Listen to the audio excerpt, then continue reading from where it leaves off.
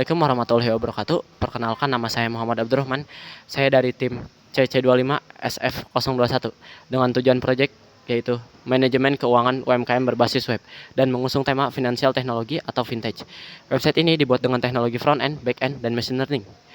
Dengan tujuan website ini adalah membantu para pelaku UMKM dalam mengelola keuangan agar lebih rapi, mudah, dan efisien serta akurat dalam melakukan perhitungan. Target pengguna kami adalah pengusaha kecil yang kesulitan dalam mencatat dan menghitung keuangan. Fitur utamanya adalah prediksi laba rugi serta neraca saldo otomatis yang dapat membantu meminimalisir kesalahan input dan mempermudah pemantauan keuangan secara berkala. Saya di sini berperan sebagai project manager dalam tim ini. Saya bertanggung jawab dalam mengatur jalannya proyek dari awal hingga akhir. Saya telah menyusun berbagai proyek penting seperti project plan, project brief, dan proyek penting lainnya. Selain itu, saya juga telah menerapkan daily report yang dilakukan setiap hari pada jam 20.30. Tujuannya adalah agar proyek kami berjalan dengan sesuai rencana, terpantau dengan baik, dan selalu mengalami progres setiap harinya secara konsisten. Nah, dengan koordinasi yang terstruktur dan komunikasi yang baik, kami berhasil meminimalisir adanya miskom dan kurangnya komunikasi. Nah, selanjutnya mungkin akan dilanjutkan oleh front end yaitu Alicia. Assalamualaikum warahmatullahi wabarakatuh. Perkenalkan, nama saya Alicia Bintoro, salah seorang anggota dari tim front end developer pada project Capstone kali ini yaitu My Akuntan. Menjadi bagian dari tim front end developer, tentunya tugas saya tidak jauh dari sebagai seorang pemegang tanggung jawab atas tampilan website dan UI UX design. Tampilannya responsif, serta penghadiran antarmuka yang user-friendly dengan navigasi yang mudah dipahami menjadi tanggung jawab saya demi menciptakan kenyamanan bagi para pengguna. Kehadiran teknologi seperti HTML, CSS, Tailwind, serta Bootstrap tentunya membantu saya dan tim dalam pengembangan aplikasi pencatatan keuangan UMKM yang kami buat ini. Tentunya di dalam tim, saya tidak sendirian. Rekan saya, Auza Alfarizi Ramadan, memiliki tugas yang berfokus pada integrasi antara front end dan back end, juga ikut serta berkontribusi dalam pembangunan desain tampilan. Kolaborasi kami berdua sangat penting agar desain yang dibuat bisa langsung diimplementasikan secara teknis dan berfungsi dengan baik. Terima kasih. Baik, terima kasih atas penyampaiannya dan kesempatan yang diberikan. Perkenalkan, nama saya Auza Alfarizi Ramadan.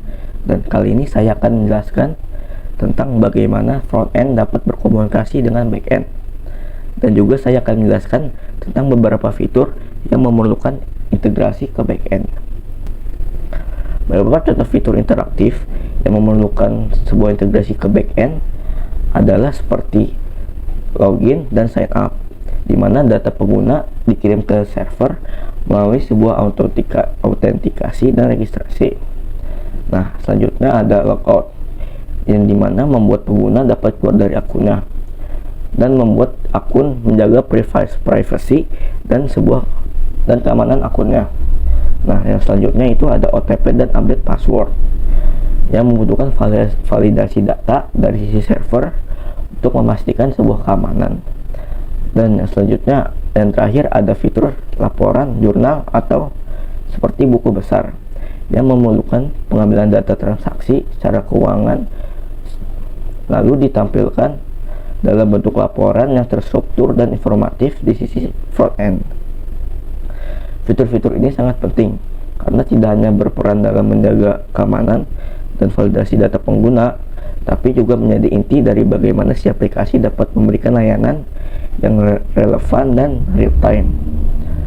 Selanjutnya, saya juga telah merancang beberapa pengembangan frontend yang akan dilakukan ke depannya. Beberapa fitur tambahan yang saya akan kembangkan itu adalah seperti edit profile agar pengguna dapat memperoleh informasi akun mereka. Lalu ada delete account. Delete account ini sebagai bentuk kontrol penuh pengguna terhadap akun pribadinya dan dapat menghapus akunnya. Nah, selanjutnya ada transaksi dan riwayat, atau bisa disebut history, untuk menampilkan aktivitas dari si pengguna secara detail dalam bentuk tabel ataupun daftar.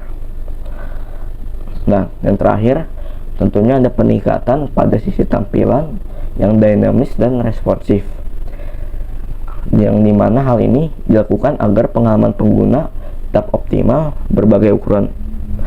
dalam berbagai ukuran perangkat, mulai dari ponsel maupun desktop. Dan segitu saja penyampaiannya, bisa dilanjut dengan rekan saya.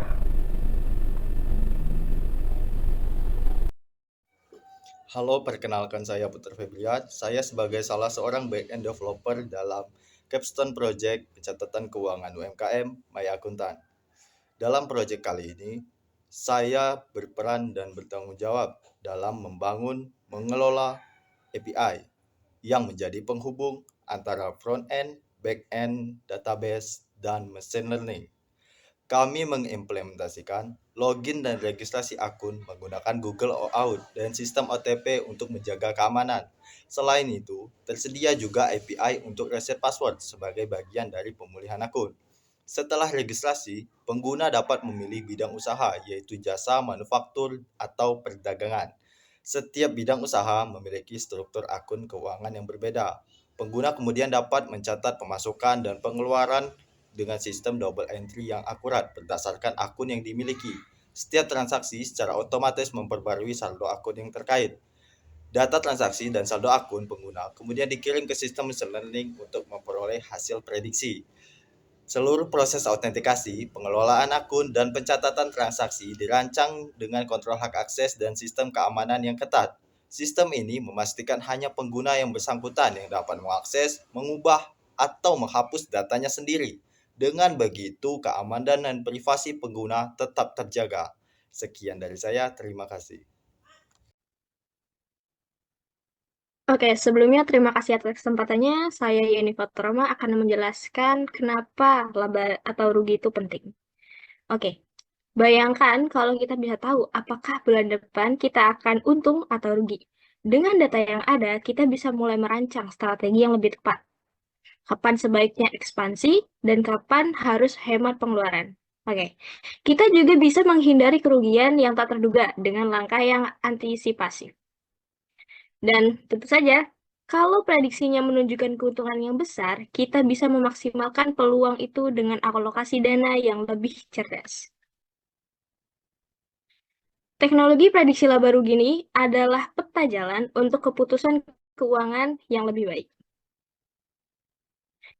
Dari heatmap ini, kita bisa lihat jelas hubungan antar faktor. Yang paling kuat adalah pendapatan yang punya korelasi positif sebesar 0,85 terhadap laba. Artinya, saat pendapatan naik, kemungkinan besar laba ikut naik. Sementara itu, beban operasional punya korelasi negatif 0,53. Artinya, semakin besar beban, semakin besar pula resiko ruginya.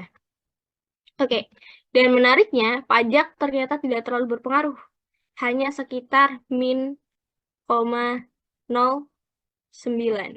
Oke. Kita akan melihat pola musiman. Dari banyak faktor yang ada, kami juga menemukan adanya pola musiman dalam data. Oke, kita lanjutkan.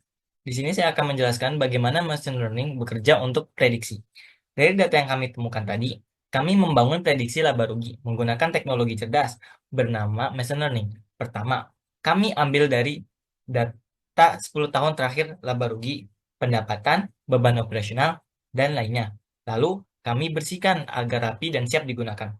Kedua, kami pilih faktor utama seperti pendapatan dan beban operasional karena mereka paling memengaruhi laba. Ketiga, kami melatih alat prediksi cerdas kami, sebuah model regresi sederhana untuk belajar dari pola data ini.